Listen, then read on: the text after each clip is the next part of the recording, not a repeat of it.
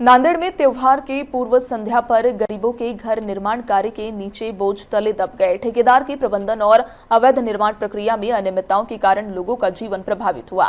निर्माण कार्य के दौरान घर गिरने से स्थानीय नागरिक आक्रामक हो गए हैं और नाराज नागरिकों ने ठेकेदारों की जेसीबी मशीनों में तोड़फोड़ की है। स्थानीय नागरिकों ने अवैध निर्माण और कार्य में लापरवाही के खिलाफ प्रतिक्रिया व्यक्त की है। पूर्व मुख्यमंत्री अशोक चौहान और विधायक बालाजी कल्याणकर ने मांग की कि नगर आयुक्त इस मामले की जांच करे और यदि नियमों का उल्लंघन पाया गया तो उचित कार्रवाई की जाए। सर काहीच नाही, हे जे बाजूचे जे बांधकाम चालू आहे ते खोदकामामुळे घरामधून आमच्या थोडी माती गटर खराब झाली, ते गटरामधून माती बाहेर निघाली सर। माती निघत सगळं ढसळून गेले सर ते घर आमचं। ते ढसळल्यामुळे माती सगळं आमचं घर खाली आले सर।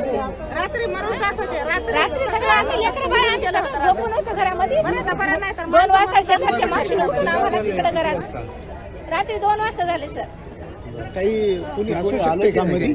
नाही सर, मध्ये कोणी नाही। तुमचं घर आहे? हां सर, माझं घर आहे। सुदैवाने याच्यामध्ये मनुष्य आणि काही झाले नाही, परंतु मी नेहमी सांगत होतो त्यात राजकारणपणे करण्याचा विषय नाही।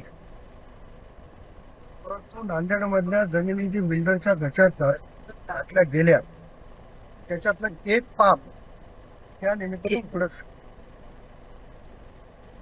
मी जी माहिती घेतली तुमचे माजी महापौर माजी आमदार साहेब असतील, तो माजी नगरसेवक मंडळी असेल, त्याच्यामध्ये 30 फुटाचा रस्ता पूर्वी अमानपुऱ्याला प्रकाश मोटोकरांच्या घरापर्यंत जाईल अशा पद्धतीचा रस्ता त्या प्लॅन मध्ये आहे।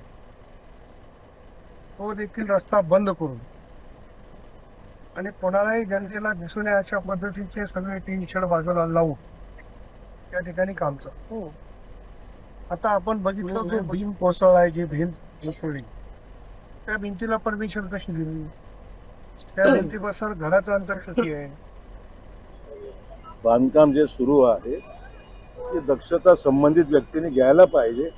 नेमकं याच्यामध्ये काय झालंय ते महापालिका आयुक्तांनी चौकशी करावी आणि बांधकामाची कुठे अनियमितता असेल तर कारवाई केली पाहिजे, एवढाच विषय आहे। सुदैवाने इथे कुठली दुःखद घटना घडली म्हणजे काही दगाफटका किंवा तिथे कोणाचा मृत्यू झालेला नाही। ही एक त्या थोडीशी म्हणजे गोष्ट अशी आहे की कोणाची दुखापत किंवा तिथे कोणाला लागलं नाही किंवा कोणी मृत्यू पडलेला नाही।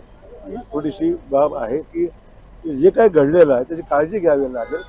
ते बांधकाम जे करायचं असेल किंवा जे चालू आहे ते नियमाप्रमाणे चालू आहे किंवा दक्षता घ्यावी लागेल, नसेल तर कारवाई करावी लागेल। आज नांदेड शहरामध्ये सणासुदीचा गोड दिवस आहे, संक्रांतीचा दिवस असल्यामुळं आज जी घटना दुर्दैवी घडलेली आहे, आजची घटना म्हणजे मोठी घटना आहे। नांदेड शहरातली महापालिकेची अंतर्गत यांची शॉपची जे आज कंस्ट्रक्शन काम चालू आहे महापालिकेचं, त्याच्यामध्ये जे आज पूर्ण 5-6 घरं जे ढसळत आहेत आणि त्याच्यात दुर्दैवी हानी झाली नाही, मात्र नुकसान 100% त्यांचं झालेलं आहे आणि शासन 100% याच्यावर चौकशी करून कोण दोषी कोण आहे त्याच्यावर कारवाई करण्यात येईल आणि 100% जे दोषी असेल त्याच्यावर 100% कारवाई होईल।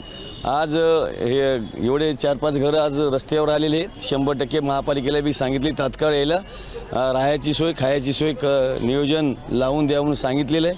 100% त्यांची सोय होईल आणि शासन त्याला 100% मदत करेल।